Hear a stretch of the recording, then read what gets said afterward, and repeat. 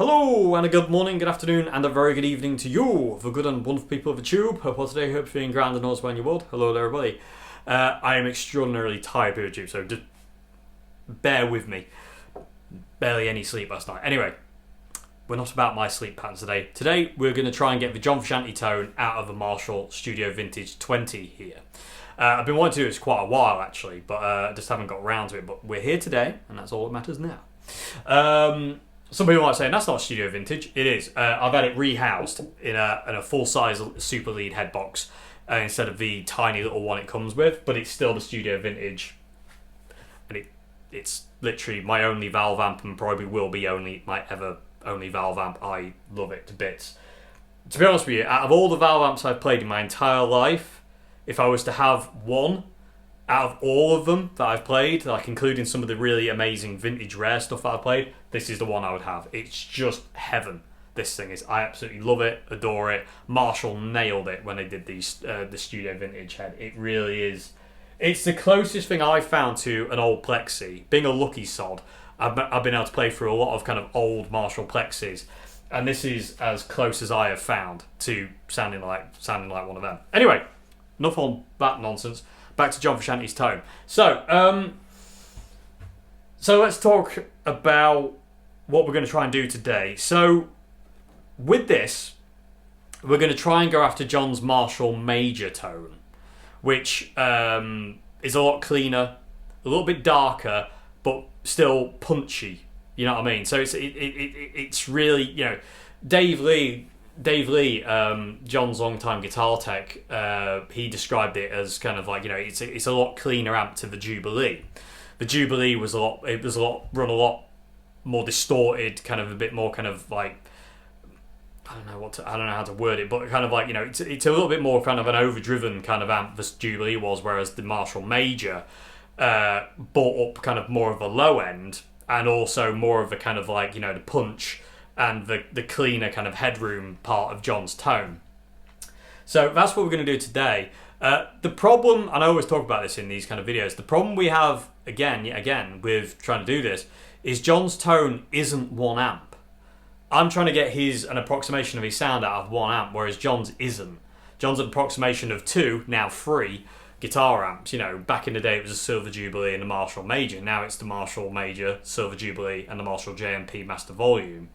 So all those three working together make one sound, whereas today I've got to approximate his tone using one amp, and that was one of the problems and the kind of like things I fell into when I'm trying to get this sound for this video.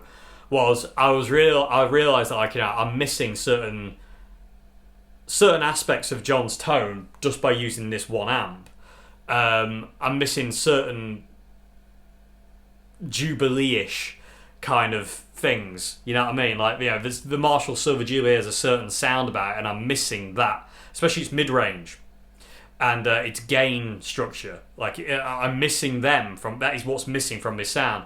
So I kind of had to block that from my mind and zero in on the cleaner aspect of John's tone. It's still not particularly clean, but it's a lot cleaner than I've had before when trying to go after John's tone. I always go for the Silver Jubilee sound because that to me is the core of John's tone. That's the one you hear the most of, like live. I feel. I know they do that panning thing, but I still feel the Jubilee. And again, whenever John would do like a solo, like, well, not necessarily a solo gig, but kind of like if John had one amp, it was always the Jubilee. I've only ever seen him using his Major live once on its own. You know, he always, if he could only use one amp, it was a Jubilee. And apart from like sometimes where you see him with Vox AC30 as well. But if he's got like a half stack, it's the Jubilee. It's not really the Major. So I tried to zero in a bit better on the kind of like the cleaner, darker, but kind of really percussive and punchy sound that John's got out of his Major in this video. So so that's what we're going after today, PuberTube. So that's enough waffle. Let's talk about the setup and what we're doing today. So let's start with the pedal board down here. So you'll see a bit of footage now. Whee! You can see it's the biggest pedal board known to mankind. John's looks tiny in comparison to it. Yeah, it's just, humongous. I could barely fit it in the room. He's not funny, is he? Anyway, but yeah, it's a DS2 and an Ibanez Wah Revival. WH10 clone by Revival. And that's it. To me, like I always say, these two pedals are the core pedals of John Frusciante. You can't get by without DS2. You can just about get by without the Ibanez Wah. You can just about, but you have to boost whatever wah you've got with like a distortion pedal. Overdrive pedals don't really do it. You need a distortion pedal to boost it. There's something about distortion. There's something about distortion in general. It's better than overdrive, my opinion. But yeah, those two pedals are kind of like, they're the kind of mainstays. And like I say, you'll notice I ain't got like a C1 clone on there. I haven't got chorus. I ain't got anything like that or a micro amp, because you don't necessarily need them to get John's tone. But I reckon these two, especially the DS2, are kind of like a need. You can get by with anything else, but these two, you're not gonna struggle, but you will with the DS2, but because it's just such a distinctive sound. Anyway, so that's the pedals we're going to be using today. They're all powered off the Fender engine room there. The guitar we're going to use is the Oswald John Strat. You'll see that in a minute when we start doing the playing. Then from the pedal board, we're going straight into the amp. We're going into high impedance channel 1 here, and we've got the Marshall jumpered. So we're coming out of low impedance on the channel 1 here. No, on channel 2 here. Having no sleep does not make me happy. So high impedance channel 2 into low impedance channel 1. And this is the way John had his Marshall Major jumpered for years. He doesn't have it that way anymore. I think it's different now. I think he has it... if I remember correctly, I think it's kind of reversed from some pictures I've seen. I could be wrong on that one. Don't quote me. I could be thinking of something altogether differently at this point in time. About having no sleep for ages now is not good. Anyway, but that's how I've got this jumper today, and it does the job. It does, I think anyway. So let's talk about the volumes. So loudness 2, which is the more bassy kind of volume, I've got that at 12 o'clock. It's straight up. So technically it's at 5 on the dial, but straight up 12 o'clock. And then loudness 1, which is the brighter kind of more brash volume of input 1, I've got that, I don't know, I would say about 11 o'clock, maybe a little bit back from 11 o'clock, but this is, I'll talk about that in a sec, because I'm going to get on with a tangent if I'm not careful. Stay on track. So then we come to the EQ section, and you're going to love this one. So treble on 0, middle on 0, bass 9 o'clock, basically 2 on the dial there, but it's at 9 o'clock, and presence on 0. I've got bright hands, that's all I can say.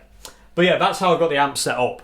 It's very, very simple. Again, presence 0, bass is on 2, 9 o'clock, no mid, no treble. Loudness 1 is at 11 o'clock, and loudness 2 is at 12 o'clock, and we're jumpered in the kind of, I would almost hazard to call it a traditional plexi way, because so many people jumper the things like this. But yeah, I swear, John, I'm gonna look it up before I do the outro. I'm gonna look it up and make sure I'm not talking nonsense, but probably am. But anyway, we're mic'd up today. We're going through the red cab today. We're micing up the SM57 on the bottom left or right speaker, that one there. Pretty much just off centre of the cone, and then goes to the pedal board.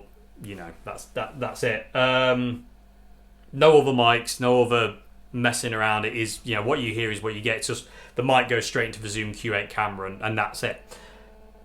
Phone interference. So, without further ado, I think we should make some noise. What do you reckon? And annoy the entire neighbourhood, because at this volume, by the way, I'm running it in the low mode as well, so that's 5 watt, and it's loud, man. It's seriously loud. This isn't like, normal house friendly stuff, but again, I've got wicked neighbours, and everyone in that direction is going to get annihilated. So anyway, Although saying that, it's not horrific. Oh my god, I can't hear anything kind of deafening loud. But it's up there. So let's make some noise, stop waffling, and yeah, see what you reckon to this.